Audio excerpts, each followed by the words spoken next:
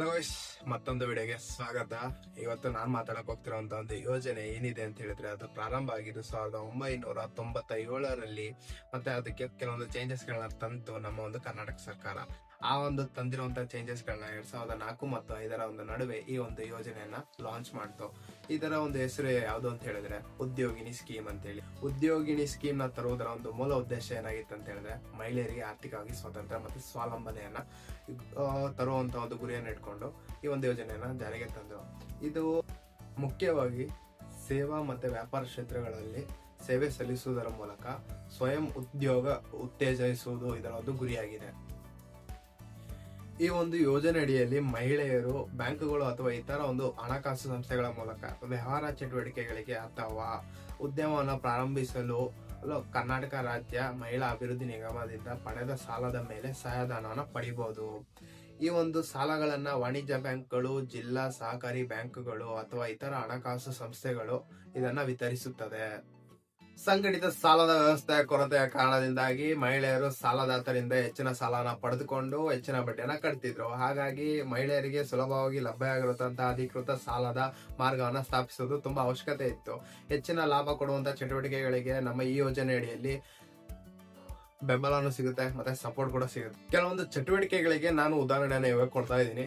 ಪುಸ್ತಕ ತಯಾರಿಕೆ, ನೋಟ್ಬುಕ್ ತಯಾರಿಕೆ, ಬಟ್ಟೆ ತಯಾರಿಕೆ, ಉಣ್ಣೆ ನೇಯುವುದು, ಉಪ್ಪಿನಕಾಯಿ ತಯಾರಿಕೆ, ಜಾಮ್, ಜೆಲ್ಲಿ, ಚಾಕು ಮತ್ತೆ ಬಳ್ಪ ಇತ್ಯಾದಿಗಳ ಒಂದು ಕೆಲಸ. ಈ ಒಂದು ಯೋಜನೆ ಏನಿದೆ, ಉದ್ಯೋಗಿ ಯೋಜನೆ, ಇದು ಮಹಿಳೆಯರಿಗೆ ತಮ್ಮ ಜೀವನನ ಕಟ್ಟಿಕೊಳ್ಳುವಂತಹ ಒಂದು ಸುವರ್ಣ ಅವಕಾಶವನ್ನು ಒದಗಿಸಿಕೊಡುತ್ತೆ. ಈ ಒಂದು ಯೋಜನೆಗೆ ಯಾರ್ಯಾರು ಅರ್ಹರಿದ್ದಾರೆ ಅಂತ ಹೇಳಿ ನಾವು ಇವಾಗ ತಿಳ್ಕೊಳ್ಳೋಣ. ಮೊದಲನೇದಾಗಿ ಮಹಿಳೆಯರಾಗಿರ್ಬೇಕು. ಎರಡನೇದಾಗಿ ಇವರ ಒಂದು ಆದಾಯ ಏನಿದೆ 1.5 ಲಕ್ಷಕ್ಕಿಂತ ಕಡಿಮೆ ಇರಬೇಕು. ವಿಧವೆ ಮತ್ತು ಅಂಗವಿಕಲರಿಗೆ ಯಾವುದೇ ಒಂದು ಆದಾಯದ ಮಿತಿ ಇರೋದಿಲ್ಲ.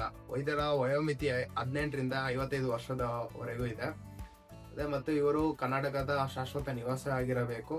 ಹಿಂದೆ ಯಾವುದೇ ರೀತಿ ಸಾಲದ ಒಂದು ವಿಚಾರದಲ್ಲಿ ಬೇರೆ ಬ್ಯಾಂಕ್ಗಳ ಜೊತೆ ತೊಂದರೆಗಳು ಉಂಟಾಗಿರಬಾರ್ದು. ಇವುಗಳೇ ಈ ಒಂದು ಯೋಜನೆಯ ಅರ್ಹತೆಗಳು. ಈ ಒಂದು ಯೋಜನೆಯನ್ನು 2 ರೀತಿಯಲ್ಲಿ ಅಪ್ಲೈ ಮಾಡಬಹುದು. ಮೊದಲನೇದಾಗಿ ಆನ್ಲೈನ್, ಇನ್ನೊಂದು ಆಫ್ಲೈನ್. ಆಫ್ಲೈನ್ ಆಗಿ ಹೇಗೆ ಅಪ್ಲೈ ಮಾಡೋದ್ರ ಬಗ್ಗೆ ನಾನು ಇವಾಗ ತಿಳಿಸ್ಕೊಡ್ತಾ ಇದ್ದೀನಿ. ಮೊದಲನೇದಾಗಿ ನೀವು ಡೈರೆಕ್ಟ್ ಆಗಿ ಬ್ರಾಂಚ್ಗೆ ವಿಸಿಟ್ ಮಾಡಬೇಕು. ವಿಸಿಟ್ ಮಾಡಿದ್ಮೇಲೆ ಅವ್ರು ಕೊಡುವಂತ ಒಂದು ಅಪ್ಲಿಕೇಶನ್ ಫಾರ್ಮ್ ನ ಫಿಲ್ ಮಾಡಿಬಿಟ್ಟು ಬೇಕಾಗಿರುವಂತ ರಿಲೇಟೆಡ್ ಡಾಕ್ಯುಮೆಂಟ್ ನೆಲ್ಲ ನೀವು ಸಬ್ಮಿಟ್ ಮಾಡಬೇಕಾಗುತ್ತೆ. ಈ ರೀತಿ ಸಬ್ಮಿಟ್ ಮಾಡಿದ್ಮೇಲೆ ವೆರಿಫಿಕೇಶನ್ ನಡೆಯುತ್ತೆ. ವೆರಿಫಿಕೇಶನ್ ಆದ್ಮೇಲೆ ನಿಮ್ಮ ಒಂದು ಲೋನ್ ಸ್ಯಾಂಕ್ಷನ್ ಆಗಬೇಕು. ಮತ್ತೆ ಸಬ್ಸಿಡಿ ಕೂಡ ಡಿಪಾರ್ಟ್ಮೆಂಟ್ ಕಡೆಯಿಂದ ಸ್ಯಾಂಕ್ಷನ್ ಆಗಿ ಬಂದ ಮೇಲೆ ಒಂದು ಡೈರೆಕ್ಟ್ ಆಗಿ ನಿಮ್ ಖಾತೆಗೆ ಹಣ ಬರುತ್ತೆ. ಇಲ್ಲ ಅಂತ ಹೇಳಿದ್ರೆ ನೀವೇನ್ ಕೊಟೇಶನ್ ಕೊಟ್ಟಿರ್ತೀರಾ ಆ ಒಂದು ಓನರ್ಸ್ ಗಳಿಗೆ ಅಮೌಂಟ್ ಹೋಗಿ ನೀವು ಅದನ್ನ ಯಂತ್ರೋಪಕರಣಗಳನ್ನ ತಗೊಂಡ್ ಬರ್ಬೋದು. ಆನ್ಲೈನ್ ಅಲ್ಲಿ ನೀವು ಅಪ್ಲೈ ಮಾಡ್ತಾ ಇದೀರಾ ಅಂತ ಹೇಳಿದ್ರೆ ಏನ್ ಮಾಡ್ಬೇಕು ಅನ್ನೋದ್ರ ಬಗ್ಗೆ ನಾನು ಇವಾಗ ತಿಳಿಸ್ಕೊಡ್ತಾ ಇದ್ದೀನಿ.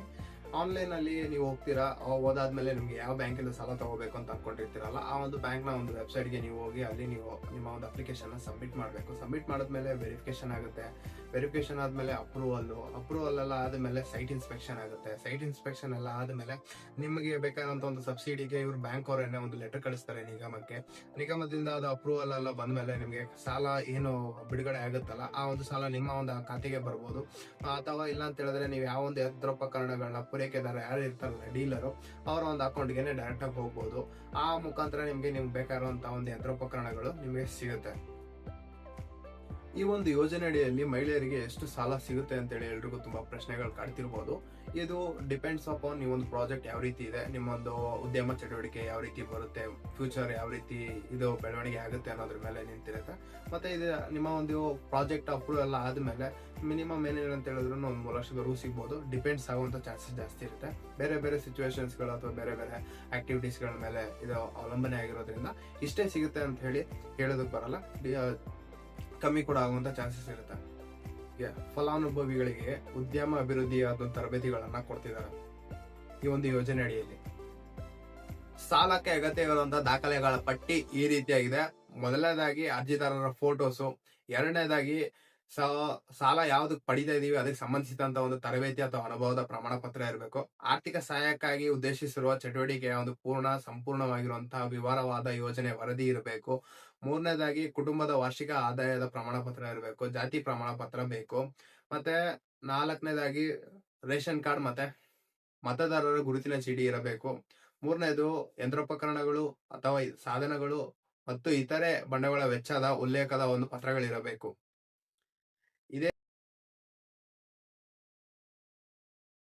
ನಿಮ್ಮ ಪ್ರಶ್ನೆಗಳನ್ನ ಕಮೆಂಟ್ ಮುಖಾಂತರ ನನಗೆ ತಿಳಿಸ್ಕೊಡಿ. ನಾನು ನಿಮಗೆ ವಿಡಿಯೋ ಮುಖಾಂತರ ನಿಮಗೆ ಉತ್ತರಗಳನ್ನ ತಿಳಿಸ್ಕೊಡ್ತೀನಿ. ಧನ್ಯವಾದಗಳು.